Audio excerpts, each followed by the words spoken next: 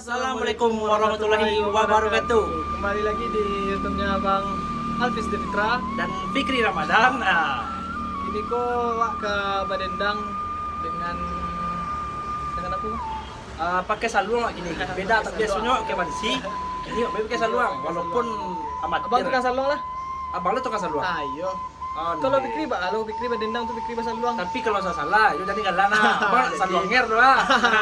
Jadi di sana kami kini membuat dendang versi barunya gitu. Nah Yogi, sana biasanya orang berdendang di rumah gadang, di sawah, Sawah pokoknya tempe-tempe alam Terbuka ya, tempe alam. berbau. berbau gitulah. Tapi kini kami sana membuatnya pakai pakai sejenis alam musiknya kau nak tahu doh.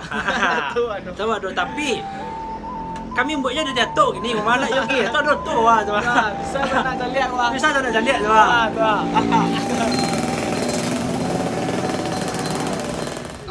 Lama-lama dia cari tu api lo waktu kau le sana mengawal lagi. Lah kini gitu saya lah. Ambillah salong tu dek bang, biar Fikri tukang dendang. Jadi tu kok. Abangnya membuat kok. Masuk kok. Langsung kali. Oke, 3, 2, 1.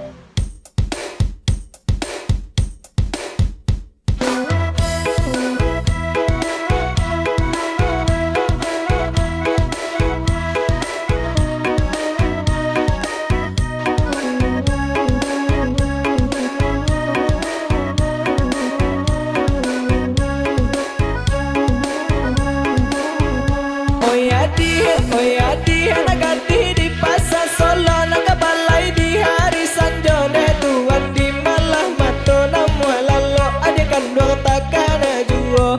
Oyalah, lagadang si cere nangko raso karampa bilang, ko gadangan kete nangko raso karampa rang nan hilang de kandung, rang nan hilang de sayang oi.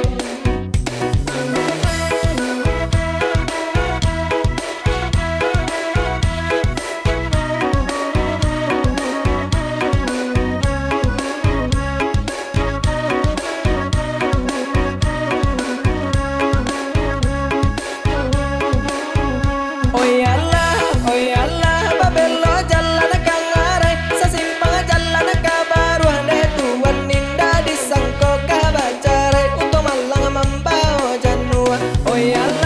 Oyalah, kamala kapadang alai, hari na sadang pukwa duo, biarlah badan kabacarai, ninda ketano diginyang nyode kanggol, diginyang nyode sayang oi.